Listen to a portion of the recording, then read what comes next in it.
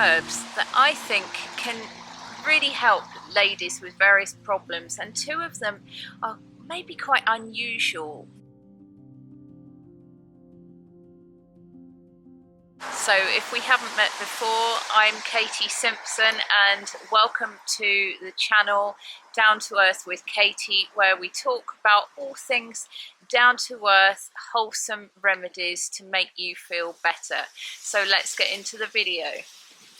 So down here is my little herb patch I'm going to take you into. It's a very small herb patch at the moment, but it's slightly growing, and I've got some lovely herbs in here that I'm really excited about starting to grow to really help boost my health. I'm not a herbalist. I'd love to be at some point, so this is just herbs that have helped me, and I know have helped lots of other people, and I just want to bring you on this journey because I think they could help you too. So this is my little herb garden here, and it's actually got a bit of an intruder in the middle. Very lovely intruder. This is a lovely plant. I can't remember what it's called.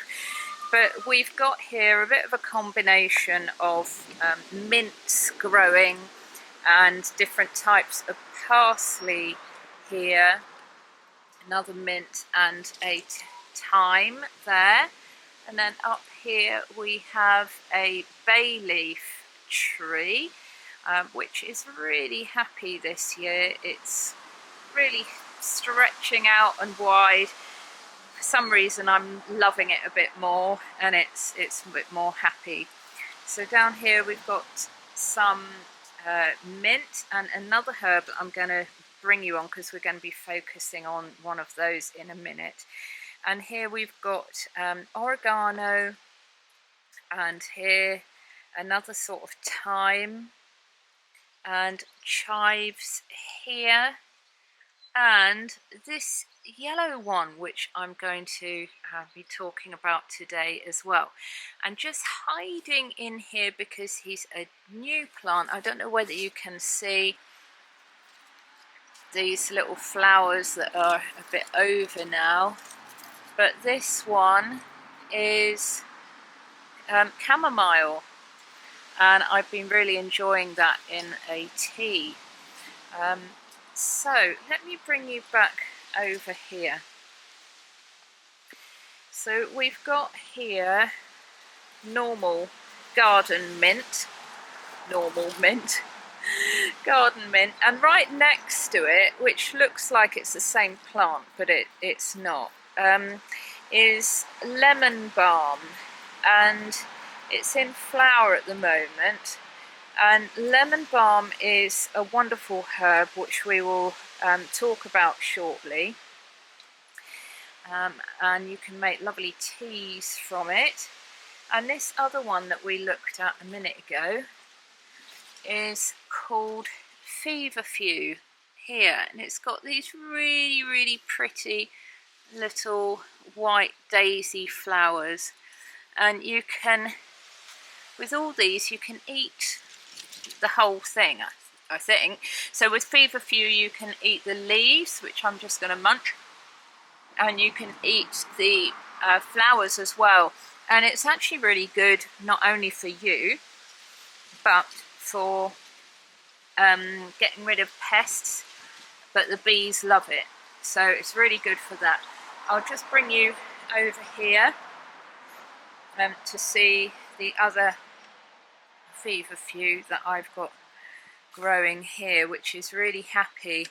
So what I need to do is actually harvest some of this, and it will grow even more. So you can dry them, dehydrate them, whatever, or have it neat. So I'm just having a leaf of the feverfew. That's what I love about herbs. You can grow them in your garden and you can eat them straight away, as long as you're sure that your dog or another animal hasn't relieved themselves, whatever, on your plant. And as I eat it, it's very bitter. It's a bitter herb. But let's go inside and discuss what their properties are. So feverfew, I really love just taking a leaf or two a day, and it's really, really good for migraine pain. So if you're someone like me who struggles with chronic migraines, you know, ongoing low-grade migraines or worse, it's good just to take a leaf or so a day and just keep that up. And it's not like you can just take one leaf and suddenly you feel massively better. It takes a while. Often I think herbs are like that.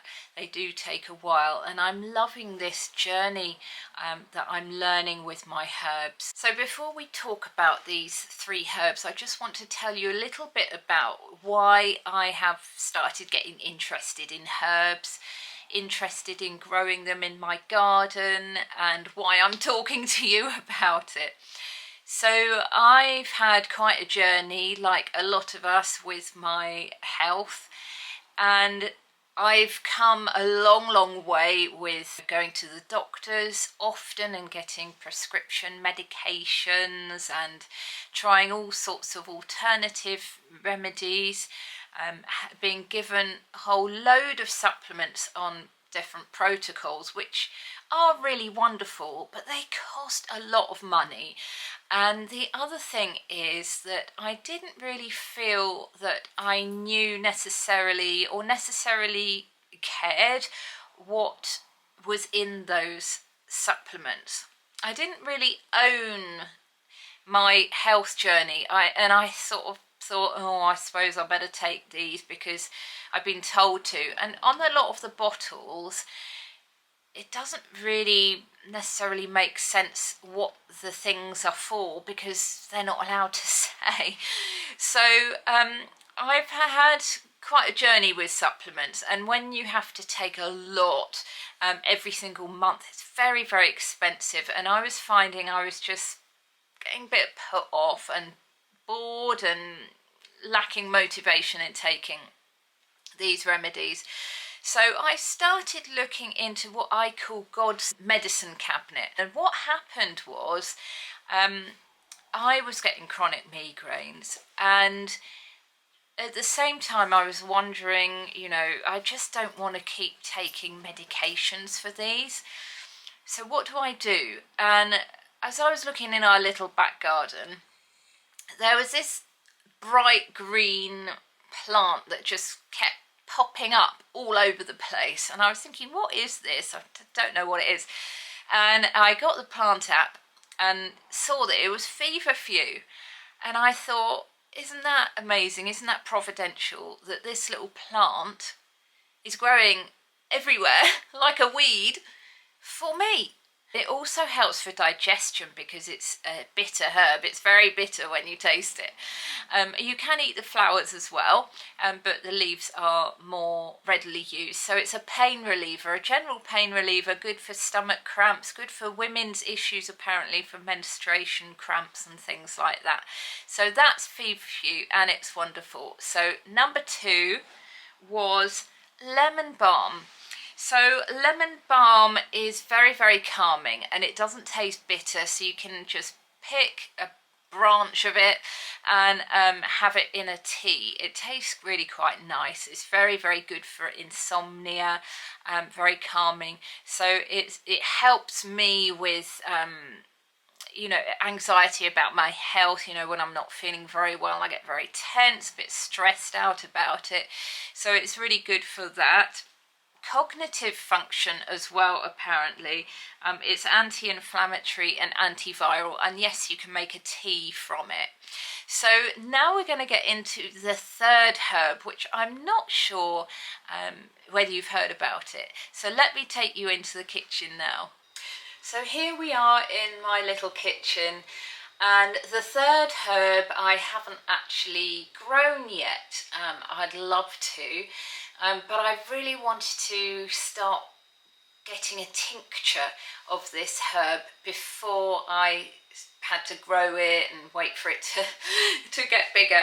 So I just bought it off Amazon, and it came in a packet like this. This apparently is motherwort, so it's good for mother injuries, mother types of things.